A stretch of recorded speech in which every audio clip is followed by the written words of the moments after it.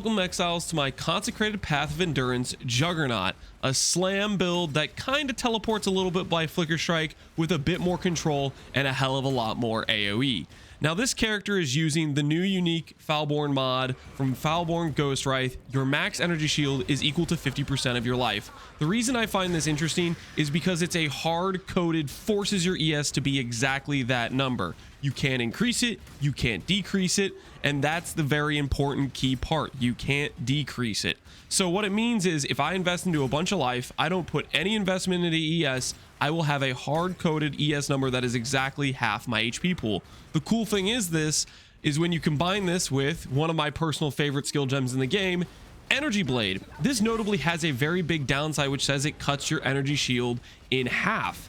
Well, that hard-coded 50% of your ES pool does not care about 50% less ES. It doesn't care about ES increases, and it doesn't care about ES increases. So whether or not I have Energy Blade off or on, I have exactly half my ES as energy shield.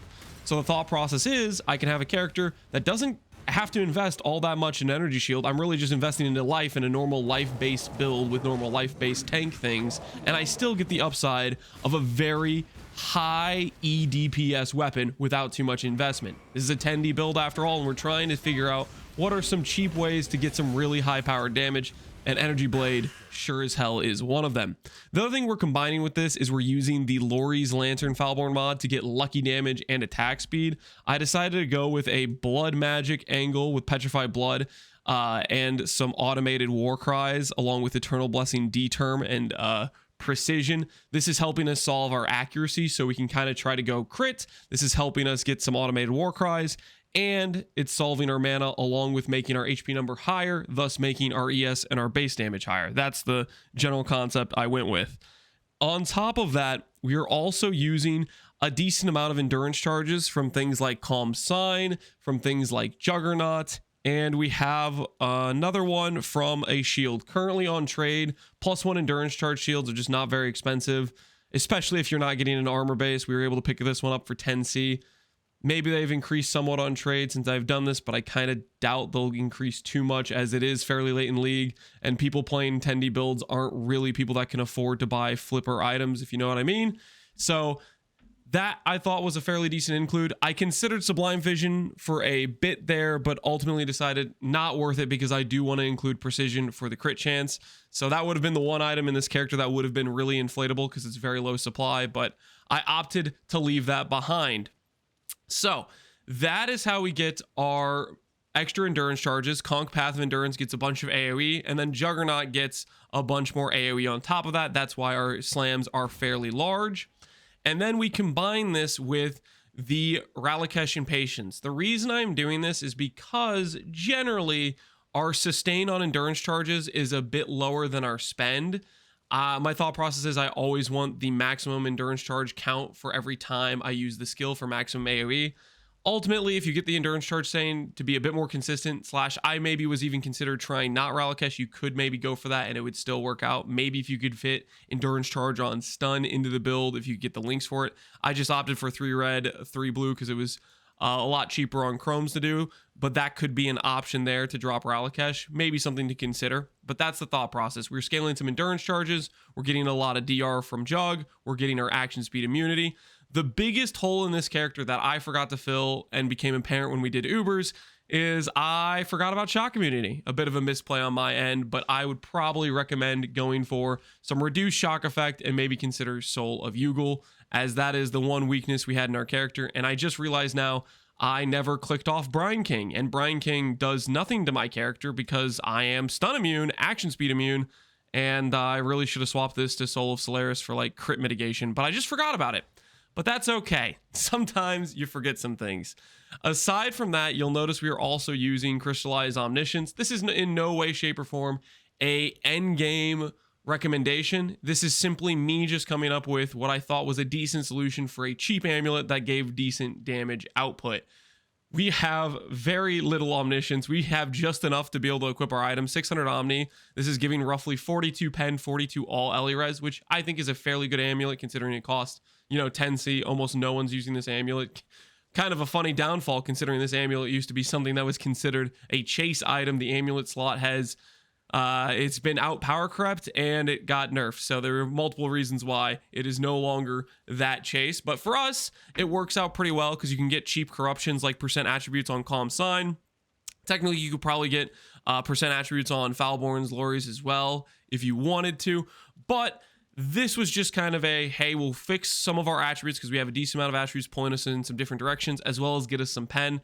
Ultimately, if you start like actually trying to min-max this build, I wouldn't recommend this late game because using Crystallized Omniscience, using Calm Sign, a lot of these things are taking away from our life total. Using Ralakesh and Placence, these are all slots that could have a ton of life on them.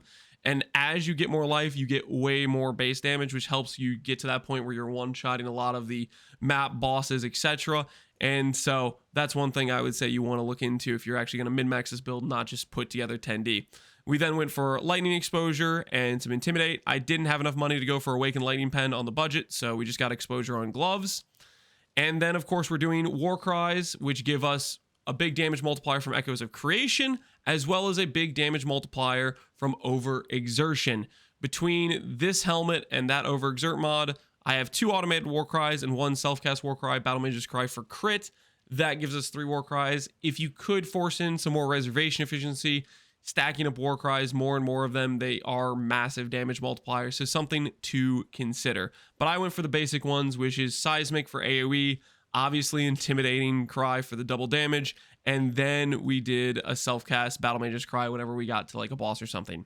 For our Forbidden Flesh and Flame jewels, I went with the Warbringer jewels, which were fairly cheap on the market. I imagine they might spike a little bit after this video, but I would say hold tight if they spike and just wait a few days. People that try to flip on these videos usually lose interest on their flips within a few days, especially if it's not a min-max build. It's just going to come right back down in price. So if they do spike up, don't pay an over exorbitant price. These are not popular jewels and they should be relatively cheap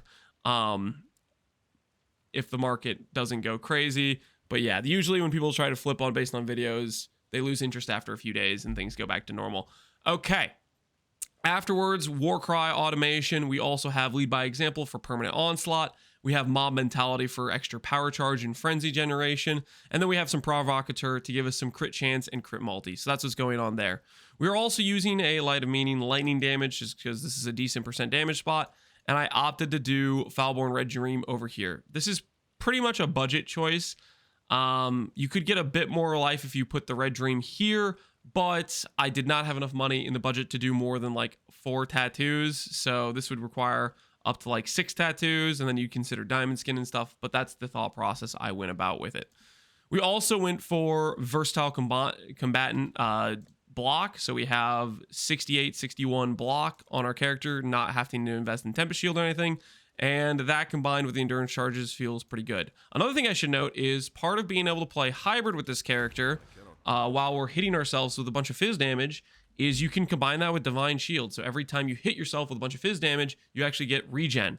We are about net even sustain from our hitting ourselves to our regen. Maybe I should have went for a bit lower roll on the self damage of the Echoes of Creation.